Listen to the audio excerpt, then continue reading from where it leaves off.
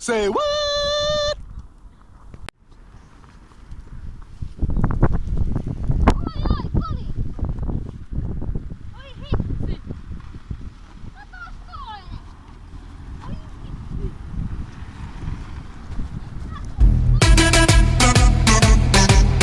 Ollaan täällä Rantsilan keskustassa ja täällä on tapahtunut vakava asia. Murhaaminen. Tiedätkö asiasta yhtään mitään? No minä en tiedä tästä asiasta mitään. No niin. Seuraava. Oletko ollut silminnäkijänä?